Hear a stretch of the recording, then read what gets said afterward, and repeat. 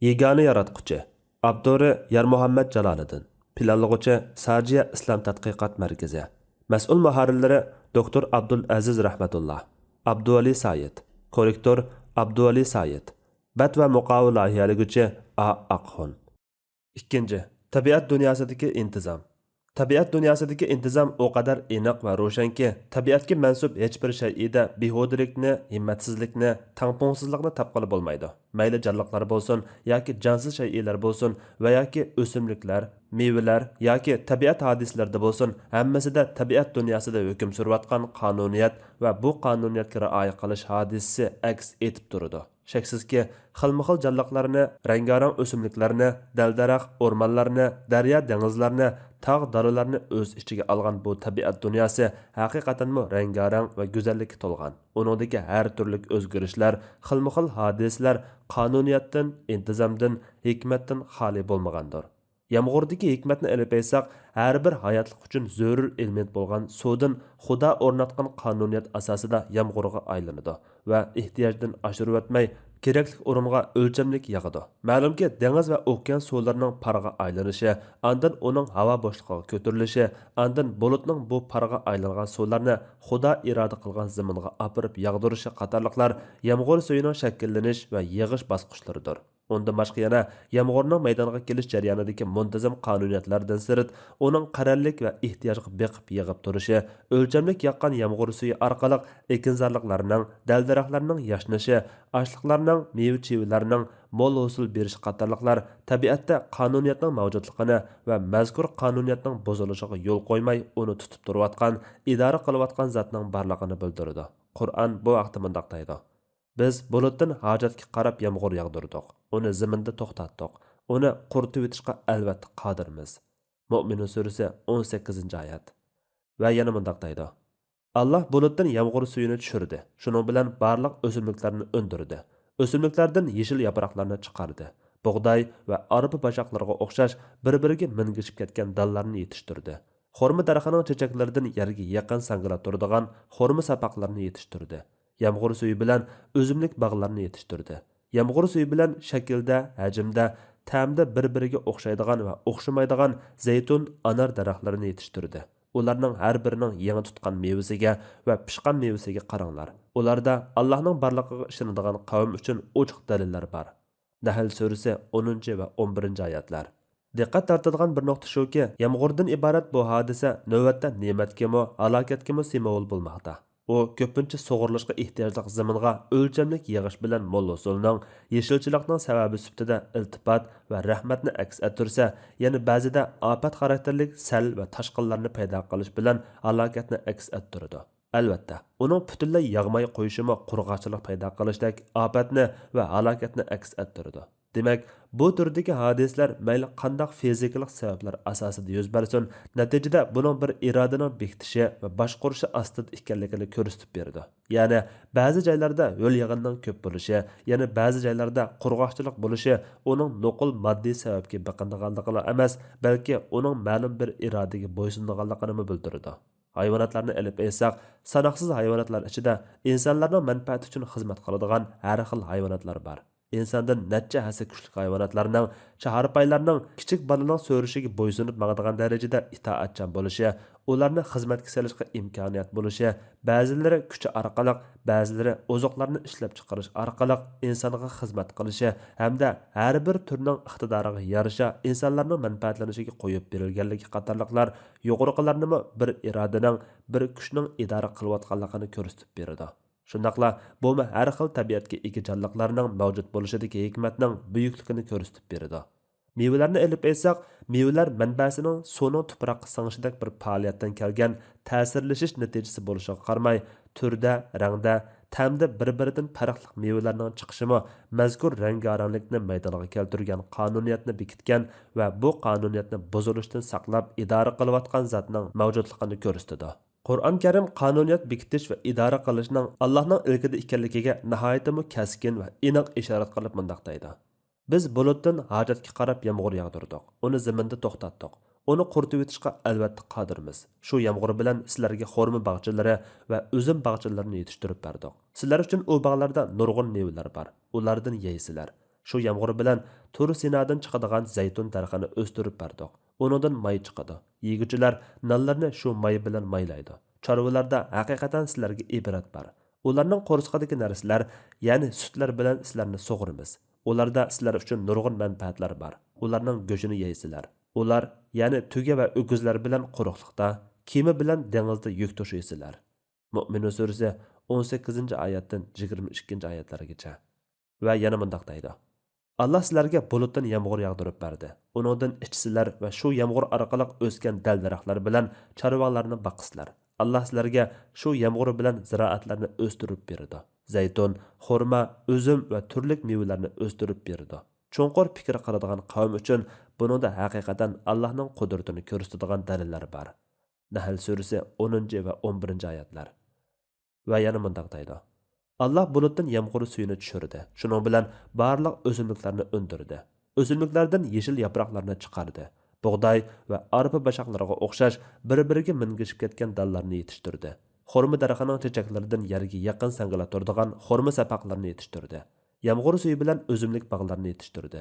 Yomg'ir suvi bilan shaklda, hajmda, ta'mda bir-biriga o'xshaydigan va o'xshamaydigan zaytun, anar daraxtlarini yetishtirdi. Ularning har birining yangi tutgan mevasiga va pishgan mevasiga qaranglar. Ularda Allohning borligiga ishonadigan qavm uchun Allohning qudratini ko'rsatadigan ochiq dalillar bor. An'am surasi 9-oyat. Va yana mundaq deydi. Ko'rmamsanki, Alloh bulutdan yomg'ir yog'dirdi. Uning bilan turli rangarang mevalarni chiqardi. Shuningdek, Alloh tog'larni yaratdi. Tog'larning oq, qizillari, har xil rangdagi yo'lliqlari va qop-qoralari bor. Fatir surasi 27-oyat. Va yana mundaq deydi. Allah yer yuzini uzunisiga va to'g'risiga so'zib keng yaratdi. Yer yuzida tog'larni va daryolarni yaratdi.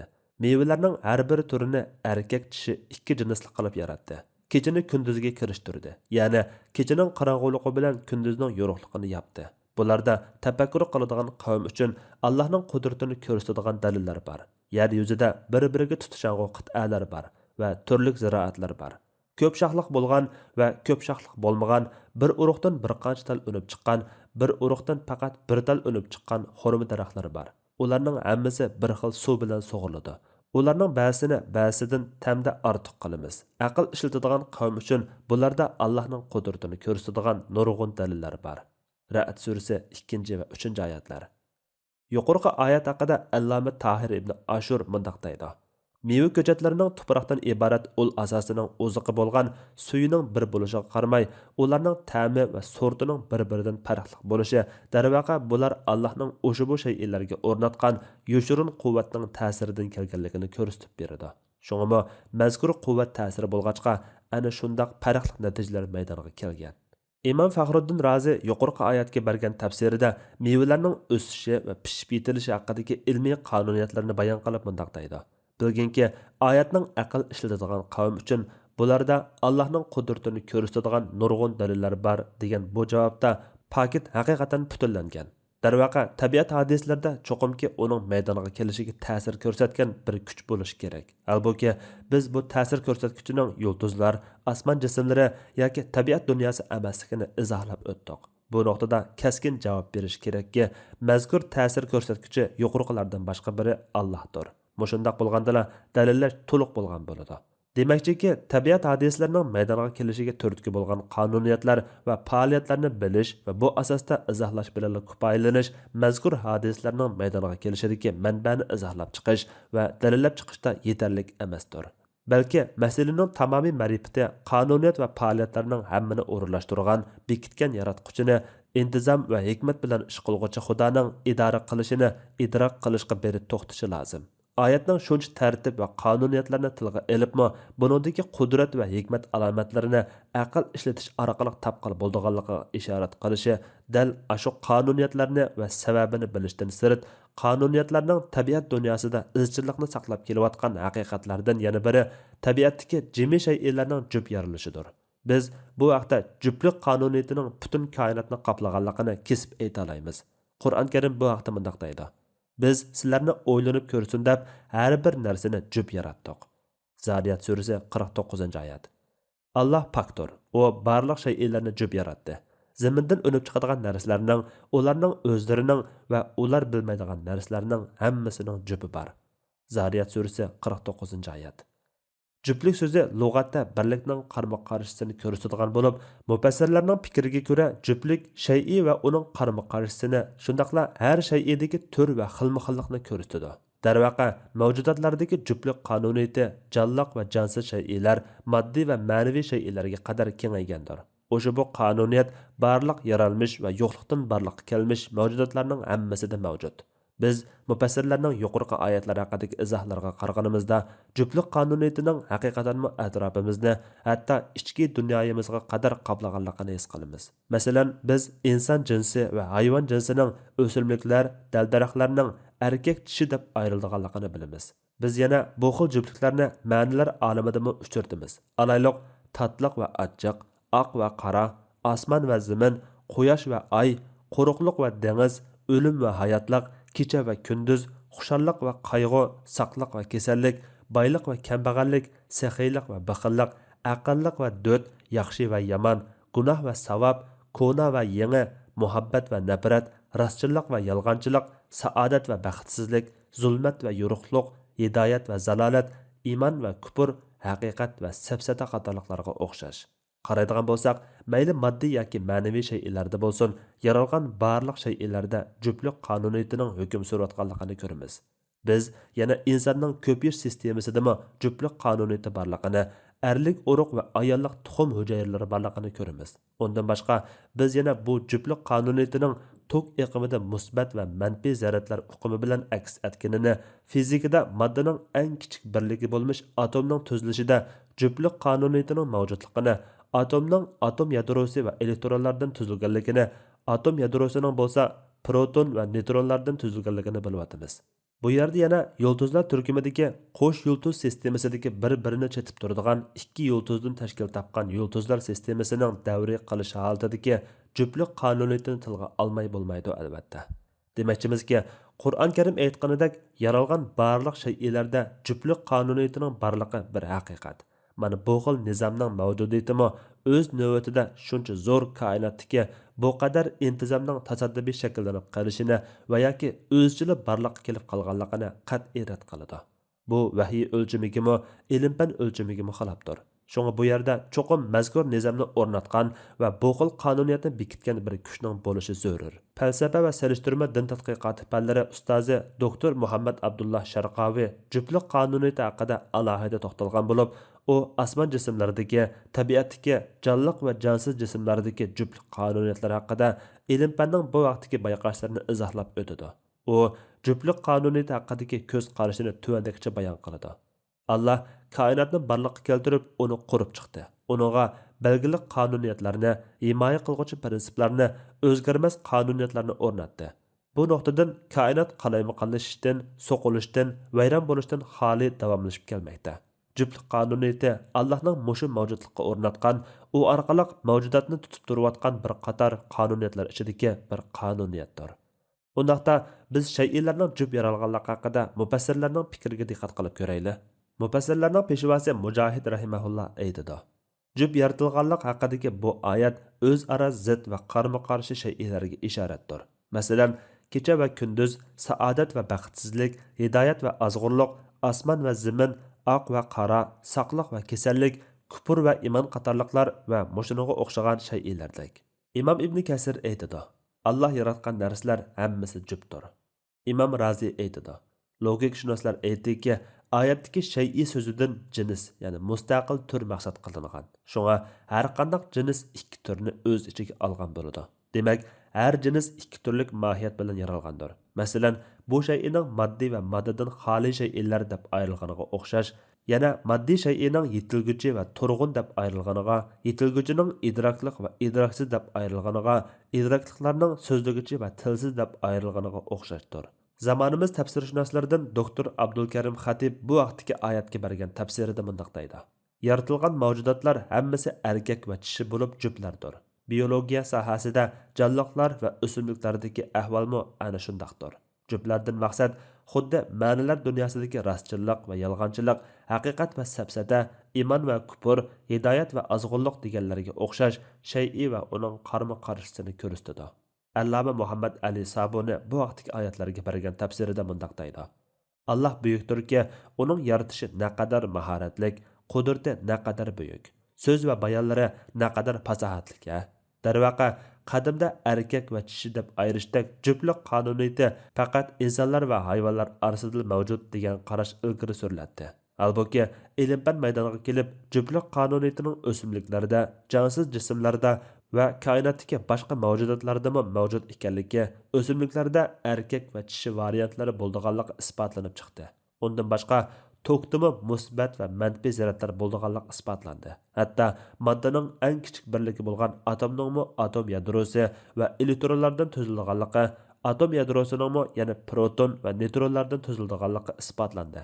Mana bu nuqtada bizga o'qish, yozishni bilmaydigan o'sha bu payg'ambarga tushgan Qur'onning buyukligi namoyon bo'ladi. Chunki u mazkur ilmiy haqiqatlar haqida hozirgi zamon kishilar bilib yetishdan burunla bizga zimmidan o'nib chiqadigan narsalarning, ularning o'zlarining va ular bilmaydigan narsalarning hammasining jupi bor. Biz sizlarni o'ylanib ko'rsin deb har bir narsani jup yaratdik deyish orqali bu vaqtda bizni xabardor qildi.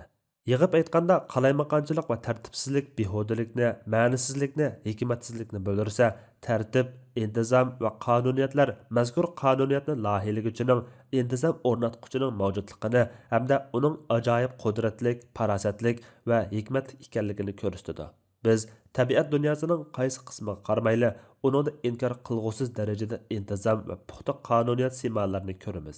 Shaksizki, bu qonuniyat va intizomni o'rnatquchi Alloh taolodir. 3. Inson vujudidagi intizom. Inson koinotning kichiklitilgan holatidir deydi donishmandlar. Koinotning intizomi va tabiat hodislaridagi qonuniyat hamda hikmat namoyandalari haqida so'z ochgan ekanmiz.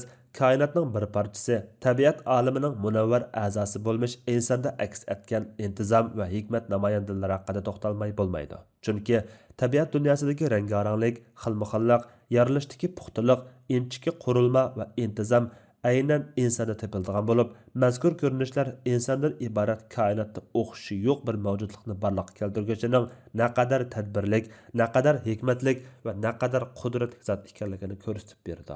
Biz oldi bilan insondagi xilma-xillik hodisasiga qaraylik. Xilma-xillik hodisalarda tunji bo'lib ko'zga chaliqadigani chiroy shaklidagi farqlardir.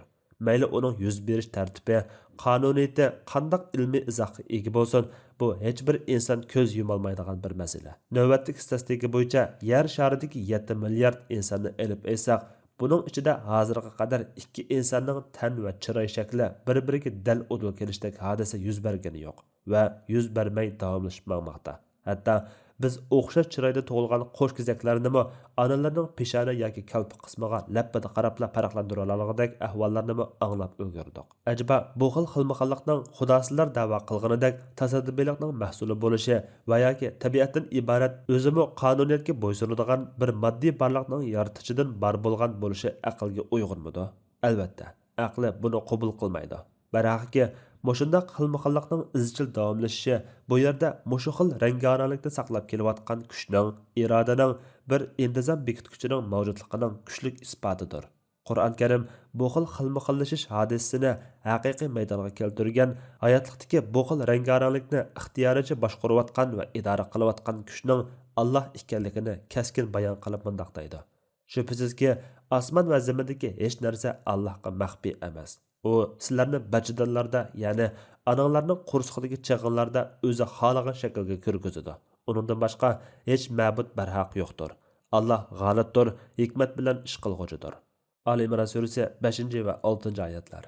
Xilma-xillashish va turlarga ayrilish hodislaridan biri insonlar chiroy rangining har turlik bo'lishi, ularda til sistemasining ko'payishi, hatto bir til sistemadagilarning turli shivalarning bo'linishidir. Qur'on Karim til sistemasidagi xilma-xillashishning Allohning yaratishi, qonuniyat o'rnatishi va qudrat asri ekanligini bayon qilib mundoq deydi.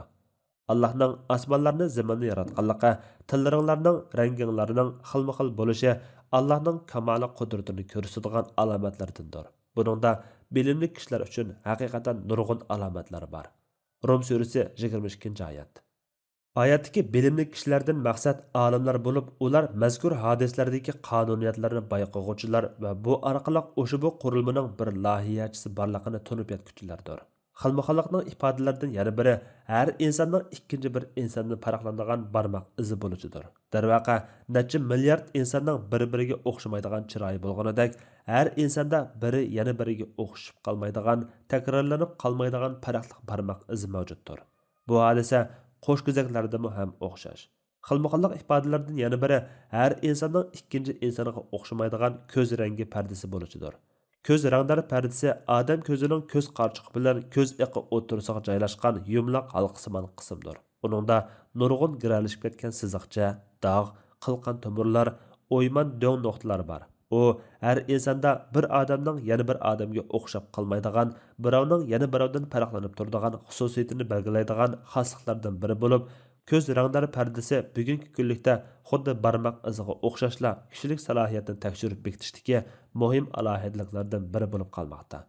Xilma-xillik ifodalardan yana biri har insonning o'ziga xos tuyg'uga, xos xuy mijoziga, xos tafakkuriga, xos ma'rifatga ega bo'lishidir. Halbuki ulardagi sezgu a'zolar qurilmasi o'xshash turliqmi, har birining o'xshash bir narsadan o'xshamagan tushunishlarga kelishi, o'xshamagan tuyg'ularni hosil qilishimi xilma-xillashning mavjudligini va buning mana mushundoq yaratgan, idora qilgan va bu xil xilma-xillashish intizomining buzilmay mengishini tutib turayotgan bir qudrat egasining, ya'ni Xudoning mavjudligini dalillaydi. Qur'on Karim osmon va zaminda hukm surayotgan bu qonuniyatlarning iroda qilgan va bekitilgan bo'yicha davomlashishining Xudoning qudratidan ekanligini, insondagi mazkur xilma-xillashishmi Allohning yaratishi jumlasidan ekanligini ilgari surib mundaq deydi.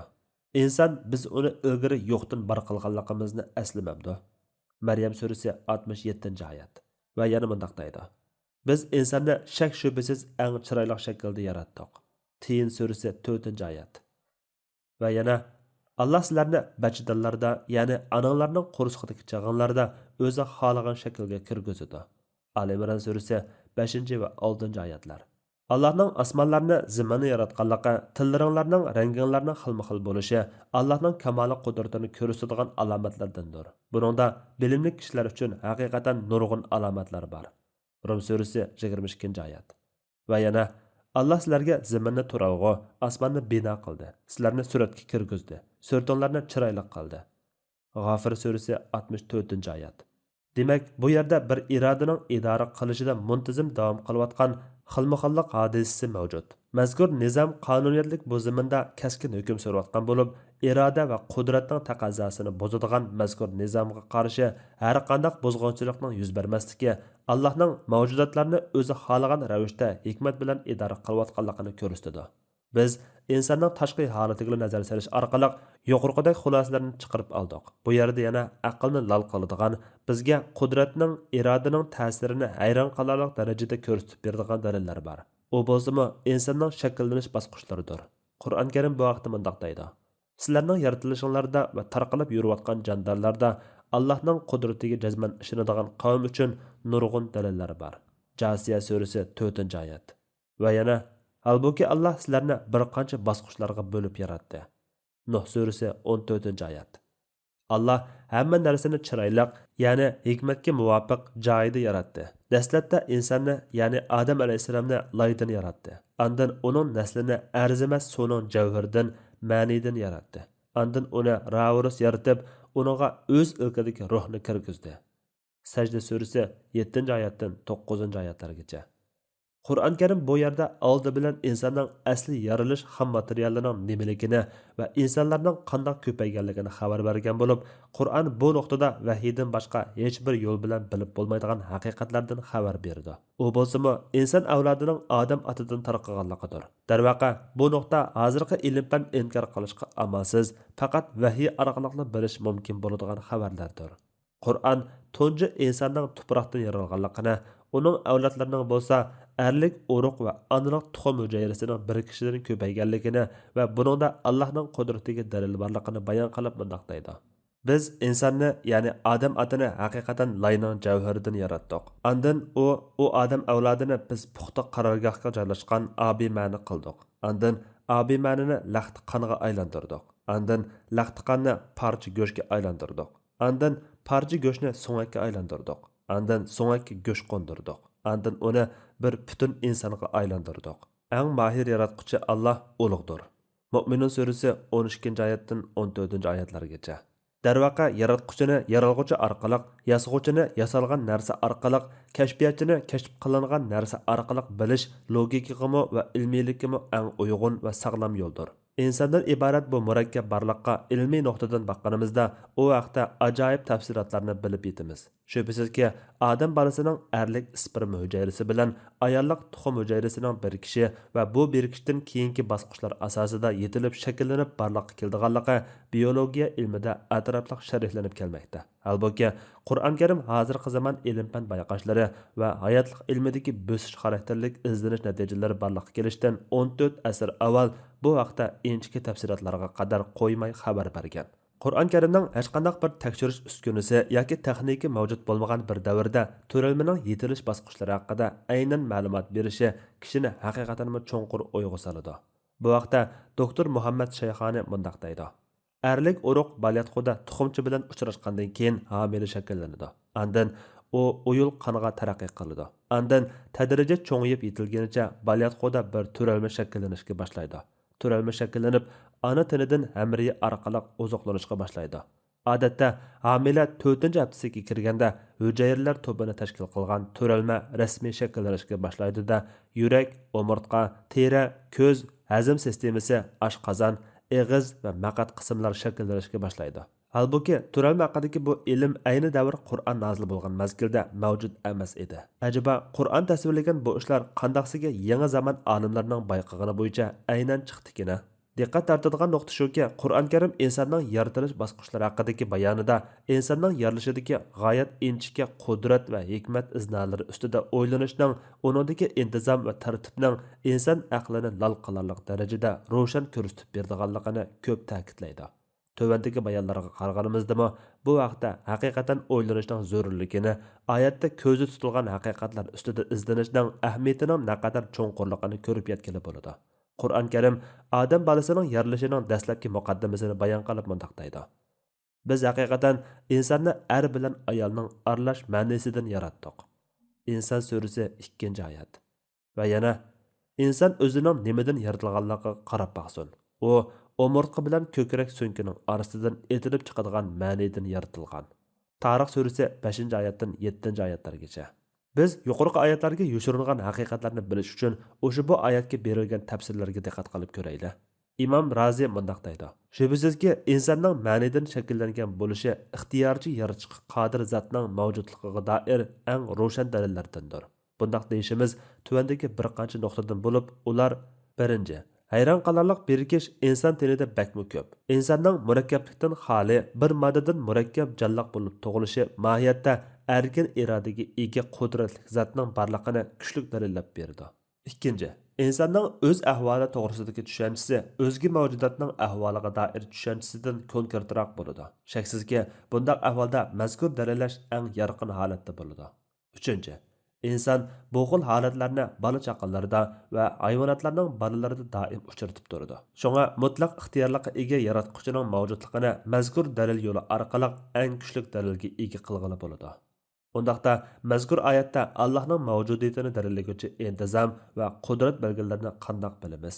Bu vaqtda doktor Muhammad Abdullah Sharqaviy mundaq deydi: Inson teni haqiqatan puxtalik, intizom va inchiklikning namoyandasidir. U bir vaqtda ham mustahkamlikka, ham moslashuvchanlikka, ham uyushuvchanlikka ega. Siz teri, muskul, may, so'ngak qatorliq nurg'un parishlarning borligini bilasiz. Siz yana yurak, o'pka, uchay, jigar qatorliqlar hamda bulardan boshqa nurg'un a'zolarning borligini bilasiz. Halbuki yuqorqilarning hammasi o'z oldiga yana ushshaq parishlardan, ushshaq parishlarmi o'zidimi ushshaq hujayra deb ataladigan parishlardan tarkib topadi. Demak, tan nurg'unlagan hujayralardan tarkib topgan bo'ladi. Hujayralar yig'indisi to'qilmalar a'zolarni shakllantiradi. A'zolardan nafaslanish sistemasi, qon aylanish sistemasi, nerv sistemasi qatorliq a'zolar sistemasi shakllanadi. U yana mundaq deydi: Inson aslida taqsimlanish, bo'linish, maxsuslashtirishga ega hamda alohida faoliyatdan va hayron qolarliq darajada xususiyatlardan bahramand bo'lg'uvchi bir hujayraning mahsulidir. tanda shuncha ko'p to'qilmalar va bir-biriga o'xshamas a'zolar bor turuqliq, yana kelib o'ylanish xizmatiga mas'ul miya bilan hazm qilish xizmatiga mas'ul oshqozon o'rtasidagi farqlarning shuncha cho'ng bo'lishiga qaramay, mazkur hujayra to'qilmalarningmi, a'zolarningmi, organizmlarningmi o'taydigan vazifasini tang darajada o'tab chiqadi. Bugungi davr tafsirshunoslardan Allama Muhammad Ali Sabuni bu vaqtdagi oyatlarga bergan tafsirida bunday deydi. Oyatning ma'nosi inson yaratgan Parvardigorining naqadar buyukligini, uning mahoratli yaratishdagi hunarini bilmoqchi bo'lsa, o'zining kelib chiqishiga Xudoning o'zini nimadan yaratganligiga qarasin deganlikdir. Demisimi, inson o'zgacha bir jonliq sifatida maydonga kelish uchun erning etilib chiqqan ma'nisining ayollik tuxum bilan aralishish asosida inson bo'lib yaraldi. Sahabelerden İbn Abbas radhiyallahu anhu tafsirlab o'tganidek, etilib chiqqan bu suyuqliq erning umurtqa so'ngiki va ayolning ko'krak so'ngiki orasidan chiqib keladi. Halbuki zamonaviy ilm-ban bayqash orqali bizga Qur'on bayon qilgan o'sha bu haqiqatan xabar bermoqda. Haqiqatanmi ilm-ban erlik ma'ni suyuqligining erning umurtqasida, ayolning suyuqligining ko'krakning ustungi so'ng qismida shakllanganligini, jinsiy aloqa jarayonida erlik ma'nining kuchli besimida etilib chiqib, ayollik tuxum bilan uchrashadiganligini va buning puxta qarorgohda bachidanda aralashma ma'nining yig'ilib turish uchun ekanligini bayqadi. Darhaqiqat, insondek bir mavjudiyatning ashundoq arzimas aralashma ma'nidan yorilishining o'zi mo'jizlar ichida eng ajoyibi, g'aroybatlar ichida eng g'aroyibidir. Alayliq erning umurtqasidan etilib chiqqan suyuqliq qizg'in holatda quturab turolmayotgan bir to'p qo'shinni birga olib keladi. Turalmushunoslar bu qo'shinni erlik uruq deb atashadi. U bir qatimliq etilib chiqishda 4 milliondan ortiq uruqni etildirib chiqardi-da, bu uruqlar ayolning ko'krak qismidan kelib, balyatqoni qarorgoh qilgan ayollik tuxumdoniga batullarcha hujum qilishdi. Uruqlar ichidan faqat eng chavandoz va eng mahir bo'lgan birli uruq g'alaba qiladi va tuxum hujayrasi qo'yniga o'zini atadi. Tuxum hujayrimi bu mahirni o'zining to'ylashgan yigiti sifatida qabul qiladi. Shuning bilan balyatqo darvozasi taqilib, balyatqo ichida shirin ay boshlanib ketadi. Qolgan millionlarcha muxlis balyatqo sirtiga qo'g'lanib o'lib tugaydi. Shundan keyin ajoyib safar boshlanib ketadi. Changlashgan uruqdan bir hujayra shakllanadi va bu hujayra uzluksiz hujayralarga ayrilib ko'payishga boshlaydi. Mana bu hujayralar go'yo aqli bor, ijod qilish va idora qilish iqtidoriga ega, insonsimon bu imoratni qurib yasab chiqishga qodirdaklar inson tenining umum haykalini qurib chiqadi. Bir hujayra so'ng qismini, yana biri nafaslanish sistemasini, yana biri hazm qilish sistemasini, yana biri nerv sistemasini qurib chiqadi. Bular umumyuzlik holda o'zining kasbi bilan astoydil mashg'ul bo'lib kirishib ketadi. Ko'zga mas'ul hujayrani olib aytsak, mazkur hujayra ko'zning yuz qismida bo'lish kerakligini, qo'rsoq yoki dumba qismiga joylashsa bo'lmaydiganligini biladi. Demisimi, ko'z dumbiga urilishib qolsa, inson qandoqmi yo'l yura olsin? Bu xil mashg'ulot qurilmasini jimmiy hujayralarga, muskul, so'ngaklarning shakllanishiga qadar tatbiqlab ko'rish mumkin. Biz bulardan haqiqatan Allohning inson o'zining nimadan yaralganligiga qarab baqsin deyishidagi sirni tushunib olaymiz.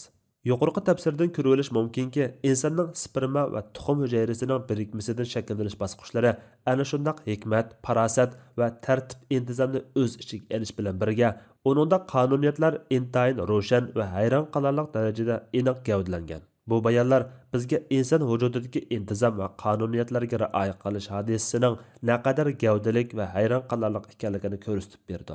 Bu nuqtadan İmam Razi'nin insonning jonsiz moddadan jonliq va go'zal inson shakliga kirib, dunyoga kelishini, Allohning mavjudiyatini dalillashdagi eng kuchli dalillar qatori sanashida naqadar to'g'ri mavqeda ekanligini ko'rib olgani bo'ladi.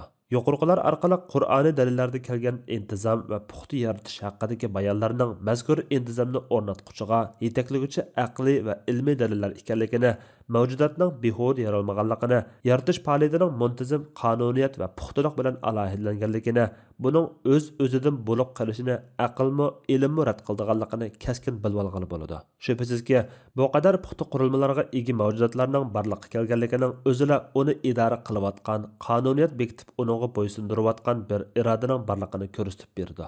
Ana shu iroda va qudrat egasi bo'lsa, Qur'on Karim eng mukammal va eng buyuk tasvirlar bilan sifatlab kelgan, hammaning parvarishchisi, idora qilguvchisi, har ishida hikmatli zot Alloh taolodir.